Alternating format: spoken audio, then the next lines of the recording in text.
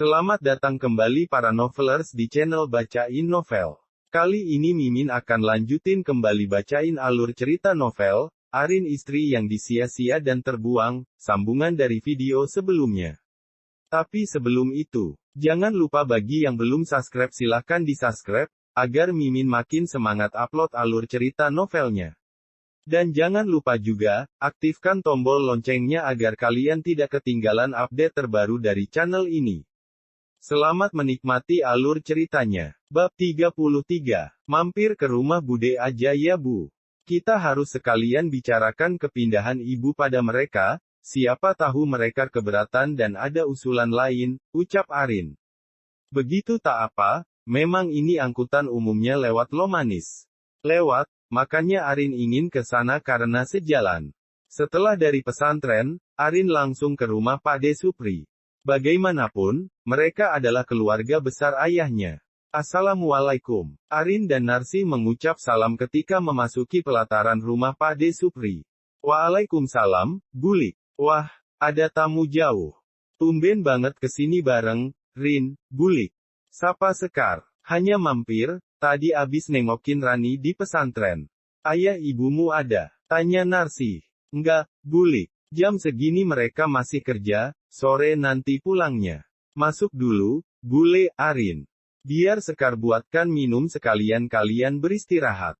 Arin dan Narsi duduk di kursi tamu, menikmati suasana kota yang masih sedikit ramai. Rumah Pak De Supri bukanlah perumahan, tetapi lingkungan di sekelilingnya merupakan perumahan elit. Lahan yang digunakan juga tadinya memang milik pribadi Pak De Supri yang dibeli dari kerjanya saat di Jakarta. Bulik kalau mau tiduran di kamar Sekar aja, di situ nggak enak, tegur Sekar saat mendapati Narsi yang merebahkan badannya di lantai. Maklum orang desa, kegerahan pasti rebahan di bawah daripada duduk di atas. Di sini aja, adem. Untung kamu di rumah Sekar. Kalau nggak bisa-bisa kami balik lagi ke rumah, ucap Narsi. Memang ada hal perlu apa ke rumah?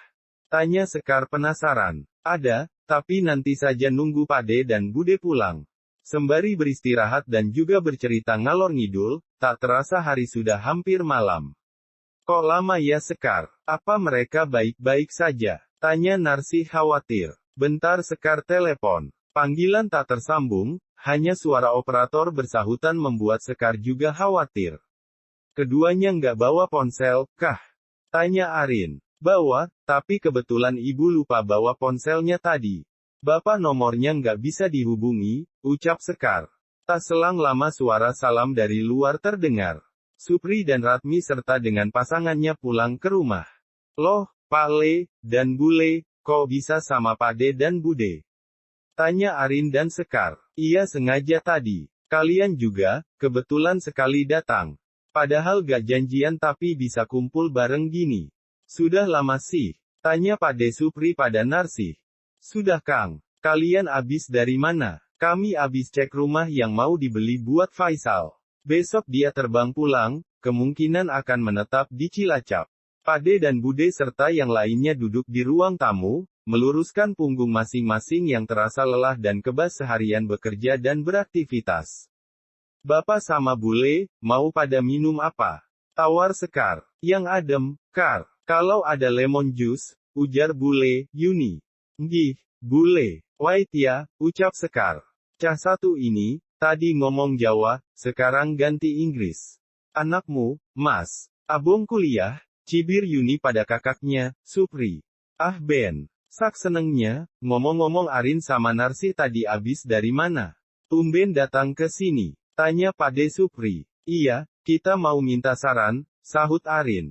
Semua tampak menatap Narsi dan Arin serius. Mungkin semua ini lebih penting daripada bercandaan mereka tadi. Saran apa? Tanya Pak De Supri. Kebetulan semuanya berkumpul. Begini, sebelumnya saya mengucapkan terima kasih karena kalian semua terutama keluarga suami saya, sudah sudi menengok Rani di pesantren. Sungguh, saya terharu, Kang, Mbak.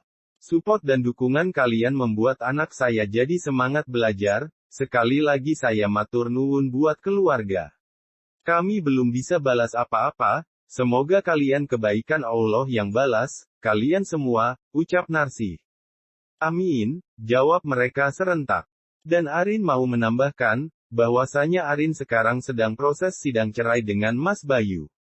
Tetapi entah kenapa, isu buruk dan miring beredar di kampung kami tinggal. Arin kasihan sama ibu karena harus sering merasakan cibiran mereka yang tak berdasar itu. Tanggapan miring para tetangga juga membuat Arin memutuskan membawa ibu untuk ikut dengan Arin. Bagaimana menurut kalian semua? Jika baiknya begitu, semoga bukanlah hal yang akan memperburuk keadaan, imbu Arin. Kalau kami sih terserah kalian, tapi apa majikanmu nggak keberatan? Tanya bule, Yuni. Alhamdulillah sebelum Arin memutuskan mengajak ibu, majikan Arin sendiri yang meminta Arin untuk bekerja di rumah mereka. Karena dalam beberapa hal, Arin memang harus ikut bekerja di percetakan. Jadi sering pulang malam dan Arin kasihan kalau harus melihat ibu nungguin Arin sendiri di rumah. Perkataan terpotong saat Sekar menghidangkan minuman dan makanan di depan mereka. Minum dulu biar nggak tegang, ujar Sekar. Jadi, rumah yang di Sawangan mau kamu jual sih? Tanya Pade Supri. Enggak Kang, itu rumah kan memang milik anak-anak dari almarhum Mas Karyo. Paling hanya ternak yang tak jual, ucap Narsih. Seminggu sekali kita akan pulang buat merawat dan membersihkan rumah itu. Bagaimana, apakah boleh? Tanya Arin kembali. Kami tak keberatan Arin. Terserah kamu saja, kami manut asalkan benar dan sesuai kaidah norma dan agama. Kamu tahu nggak Rin? Kita abis bayar rumah Bayu. Makanya tadi istri Pade sama Bulik barengan untuk cek kebenarannya dan berpura-pura nggak tahu si Bayu, mereka kan jarang ketemu kita. Terus deal. Pade Supri mengangguk begitu pula bule. Kami memakai nama Bang Faisal untuk membuat sertifikat itu sebagai pemilik sah rumah Bayu. Pastilah deal, jawab Pade Supri.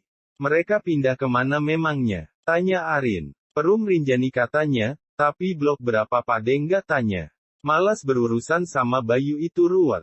Semua tertawa termasuk Arin dan Narsih. Keluarganya saja sampai paham jika Bayu itu cukup merepotkan menjadi keluarga baik-baik seperti Arin dan saudaranya. Tetanggaan mungkin nantinya kamu Rin? Tanya bule, Yuni. Nggak tahu blok berapanya juga, santai lagian bertetangga tidak mungkin membuat Arin ingin rujuk, imbu Arin. Sip, prinsip yang bagus. Setelah ini, kerja yang rajin. Apa perlu Bude masukkan kerja di kilang minyak? Tanya Bude Ratmi. Nggak deh Bude. Arin betah kerja sama majikan sekarang, orangnya baik dan pengertian, tolak Arin halus. Apapun itu, kami pihak saudara Karyo tidak melarang ataupun membebani kalian. Asal saja kalian cerita kesusahan kalian, sebisa mungkin kami bantu. Untuk keputusan kali ini, kami sama sekali tak keberatan. Bahkan kami sangat senang karena jika Mbak Narsih mau ke tempat Mas Supri atau ke tempat saya juga dekat, terang bule, Yuni. Baiklah, terima kasih semuanya. Dengan kalian yang selalu ada buat kami, membuat kami sangat-sangat bersyukur dan merasa terbantu dan bangga memiliki saudara sebaik kalian, ujar Narsih. Semuanya larut dalam suasana kekeluargaan yang harmonis. Arin bahkan berkali-kali mengucapkan hamdalah atas segala karunia yang Tuhan berikan padanya. Sekarang nginep di sini ya, sudah malam tak mungkin pulangkan. Ucap Bude Ratmi. Inggih Mbak, kiat nginep jadinya, nggak apa-apa kan? Tanya Narsih. Nggak apa-apa, biar rame sekali-kali rumah kita kedatangan keluarga yang berkumpul semua di sini, jarang-jarang kita bisa kumpul bareng juga, ucap Pade. Setelah pembicaraan penting Arin, mereka semua kembali berbincang masalah lain. Mereka saling bercerita kegiatan masing-masing dan Arin pamit ke kamar Sekar untuk merebahkan diri sebelum masuk waktu maghrib. Arin menghubungi Magni jika desain akan dikirim besok karena hari ini ia tak jadi masuk kerja. Arin juga mengirim pesan pada Kaisar jika ia tak berangkat seharian ini. Alhamdulillah, baik Magni maupun Kaisar tak ada yang keberatan dengan alasan yang disampaikan Arin pada mereka yang tak dapat ditepati janjinya. Bab 34. Siap, Mas Bos. Setelah semalam menginap di rumah Pade Supri, kini Arin sudah kembali ke rumahnya. Ia harus izin lagi 2 hari untuk membantu berkemas, membereskan segala sesuatu yang akan ditinggalkan ia untuk bekerja di Rinjani bersama ibunya. Bu, tidak usah membawa pakaian terlalu banyak, beberapa saja kan kita seminggu sekali pulang, ucap Arin saat melihat ibunya sedang berkemas baju ke dalam tas ransel. Enggak banyak, hanya 5 setel saja, itu nanti uang penjualan kambing sama ternak lain kamu simpan saja. Tadi pagi Arin sempat mengurus ATM di bank dan membuatkan mobil banking agar ia mudah dalam melakukan transaksi. Pesanan desain dari Magni sudah dikerjakan oleh Kenzi saat kemarin malam berada di rumah Pak D. Sungguh kerjasama yang kompak antara Arin, Kenzi dan Kaisar, ketiganya bahkan bahu-membahu mengerjakan tugas, mana yang luang, mereka yang mengerjakan. Sudah semua Bu? Tanya Arin pada Narsi. Sudah, kita pamit dulu sama Pak RT. Jadi kalau apa-apa tidak bingung nanti mencarinya, ucap Narsi. Pamit? Apa enggak apa-apa Bu? Iya, kita kan masih jadi warga Pak RT ya harus pamit, bagaimanapun nanti respon mereka kita dengarkan saja. Baiklah, kalau sudah siap ayo kita langsung pergi saja ke rumah Pak RT, biar barangnya kita taruh di rumah dulu. Nanti sebelum berangkat, kita ke sini lagi buat ambil barang-barang yang akan dibawa ke Rinjani. Arin dan Narsi berjalan menuju rumah Pak RT, mereka sudah menyiapkan diri untuk mendengarkan sesuatu yang mungkin saja nantinya tidak akan enak didengar dari mulut Bu RT. Assalamualaikum, salam Arin dan Narsi bersamaan saat baru sampai di depan rumah Pak RT. Waalaikumsalam. Tumben Mbak Arin sama Bu Narsi datang siang-siang ke sini, ada apa? Tanya Pak RT yang kebetulan sedang berada di depan rumah. Punten Pak RT, kami datang ke sini ada maksud dan tujuan penting dengan Pak RT, apa bisa kita bicara sebentar? Tanya Arin. Tentu saja, kebetulan saya baru selesai ngangon kambing di ladang, silahkan masuk Bu. Mbak, beruntung saat Arin dan Narsi berkunjung tidak ada Bu RT di rumah. Gimana, Mbak Arin sama Narsi, mau bicara apa? Kayaknya penting, serius begitu wajahnya, tukas Pak RT. Begini Pak RT, maksud kedatangan kami hanya ingin mengabarkan jika Ibu akan tinggal di tempat kerja Arin sementara waktu. Arin ada pekerjaan setiap hari dan mengharuskan pulang malam. Jadi, daripada pemikiran orang macam-macam dan Ibu juga tidak tenang di rumah, Arin berinisiatif mengajak Ibu ke tempat kerja Arin. Mohon jika nanti ada suatu hal yang menyangkut tentang kami kabari ya Pak, ucap Arin. Memangnya kamu sekarang kerja di mana, Rin? Tanya Pak RT. Masih di Rinjani Pak. Hanya saja sekarang Arin lebih sibuk karena harus membantu bos Arin yang bekerja di percetakan dan kafe. Lagian ibu di rumah sendiri, Arin enggak tega tiap hari melihat ibu jadi bahan olok-olokan warga. Padahal kami hanya mencari rezeki halal, ucap Arin. Baiklah kalau begitu. Semoga kamu sukses di kota ya Rin. Bapak ikut mendoakan saja. Maafkan jika ibu ataupun warga yang lain berucap tidak enak padamu dan ibumu. Arin sudah memakluminya Pak. Lagian kami juga tidak melakukan hal buruk, semua yang dituduhkan warga itu tidak benar. Saya dan Mas Bayu memang berpisah asli karena keinginan dari saya sendiri yang sudah tidak bisa melanjutkan pernikahan, penyebabnya tidak mungkin saya utarakan kepada semua orang, karena hanya Arin dan Allah yang tahu. Yang jelas di sini saya mau meluruskan bahwa semua itu tidak seperti yang mereka tuduhkan. Saya dan Ibu mohon maaf yang sebesar-besarnya dan kami mohon pamit. Arin memberikan sebuah amplop putih kepada Pak RT sebagai tanda terima kasih dan pamit untuk pergi. Terima kasih banyak Rin. Doa Bapak menyertaimu, ucap Pak RT. Setelah berpamitan dengan Pak RT, mereka bergegas pergi ke Rinjani bersama menaiki angkutan umum, karena motor yang dipakai Arin masih berada di rumah Kaisar. Sebenarnya Pak RT itu sangatlah baik, hanya saja ibunya yang kadang sering bikin kita emosi ya Bu, ucap Arin saat berada di dalam bis. Ya orang berumah tangga ya pasti satu agak baik satu agak buruk fungsinya ya saling melengkapi. Kalau kamu ini sudah beda permasalahan, kamu itu terlalu baik untuk orang seburuk Bayu. Sehingga Allah menakdirkan kamu berpisah, bukan begitu?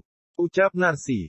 Ya mungkin jodoh Arin dengan Mas Bayu hanya sampai sini, tapi Arin yang tidak terlalu sedih karena tidak sampai mempunyai kurang dari bab 34. 6100. Anak. Coba kalau punya anak dari Mas Bayu, mungkin Arin akan mempertahankan pernikahan ini demi anak. Agam. Suatu saat pasti dia akan mengetahuinya, Arin juga sedang mencoba menyelamatkannya. Semoga Arin mendapatkan kemudahan ya Bu. Amin. Angkutan telah berhenti di Terminal Cilacap, kemudian Arin menaiki angkutan kota yang mengarah ke Rinjani. Tak sampai menunggu lama, angkutan telah sampai mengantarkan Arin ke depan gerbang perumahan Rinjani. Dengan sedikit berjalan ke depan, mereka akhirnya sampai di depan rumah Kaisar. Rumah tampak sepi, sepertinya mereka tidak ada yang di rumah. Maklum saja, ini masih jam 2 siang pastilah mereka belum ada yang pulang ke rumah, seandainya ada di Cilacap pasti mereka akan di rumah jam sore atau malam hari. Untung Arin diberi kunci cadangan untuk masuk ke rumah itu, sehingga tanpa harus menunggu mereka bisa masuk dengan segera. Setelah masuk ke dalam rumah, Arin menghubungi Kaisar untuk mengabari bahwa dia telah sampai di rumahnya. Assalamualaikum, Mas. Punten, hari ini Arin sudah sampai di rumah Mas Kaisar bersama dengan Ibu. Maaf tidak mengabari sebelumnya, tapi insya Allah Ibu akan menetap di rumah ini seperti yang Mas Kaisar bilang kemarin. Waalaikumsalam. Ya Rin. Mas senang kamu bersama dengan Ibu, jadi kamu tidak perlu capek-capek bolak-balik dari Sawangan Cilacap. Kebetulan hari ini Kenzi tidak pulang. Dia sedang berada di Jakarta, tadi jam 9 dia baru berangkat. Aku yang menyuruhnya agar tidak memberitahumu, kamu tolong dihandle semua pekerjaan desain ada di sana. Untuk tugas di yang percetakan, kamu bisa pakai ruang kerja aku. Nanti aku kirim semua tugas untuk dikerjakan kamu malamnya dan tolong juga awasi semua karyawan kafe milik Kenzi. Kamu pakai mobil yang ada di garasi untuk ke kafe, dan jangan lupa hati-hati memakai mobilnya serta jaga kesehatan di sana, karena mungkin aku lama di sini. Apa Mas akan di sana berminggu-minggu? Tidak hanya 10 harian. Desain baju yang kemarin tetanggamu pesan, sudah digarap oleh karyawan percetakan untuk bagian sablonnya, desainnya sudah dikerjakan oleh Kenzi. 1 minggu lagi semuanya selesai. Tolong kabarin sama tetanggamu itu untuk siapkan dana pelunasan. Siap Mas Bos. Kamu sudah bikin ATM? Sudah Mas Bos. Baiklah, bagus kalau begitu. Kamu tinggal kerjakan sesuai kemampuan kamu, jangan sungkan meminta bantuan pada karyawan yang ada di sana. Siap Mas Bos. Laporkan padaku jika kamu mengalami kesulitan. Siap Mas Bos. Rin. Iya, Mas Bos. Kamu lucu. Kok lucu ada yang salah sama ucapan Arin? Kamu tidak sadar dari tadi bilang Mas Bos, siap Mas Bos, aku jadi kepengen tertawa tapi nggak jadi. Kenapa nggak jadi? Kurang ya panggilannya. Mungkin. Seharusnya Tuan Mas Bos begitu. Kaisar terkekeh dan ia justru semakin merasa gemas pada Arin. Panggil saja Mas seperti biasanya. Enggak usah pakai tuan apalagi bos karena kita itu hanya partner bukan atasan yang sedang memerintah bawahannya. Baiklah Mas Kaisar yang baik hati. Ya sudah kamu istirahat dulu jangan dipaksakan untuk langsung bekerja. Pasti kamu seharian lelah setelah perjalanan. Baik Mas Kaisar yang baik hati. Kaisar tidak bisa marah maupun benci kepada sosok Arin. Bagaimanapun, Arin memang sangat menggemaskan ketika diperintah olehnya. Tak ada protes apalagi sangkalan terhadap semua tugas yang diberikan, dia juga tidak segan bertanya jika tidak tahu mengenai suatu hal. Bagi Kaisar, Arin adalah sosok yang memiliki kecerdasan yang tidak dapat diketahui oleh orang lain. Dia bahkan sangat terbantu akan hadirnya Arin, karena kerepotan yang selama ini ia tangani bisa segera diatasi dengan baik oleh Arin. Bersambung ke bab 34. Terima kasih sudah setia di channel ini. Sampai jumpa pada bab selanjutnya.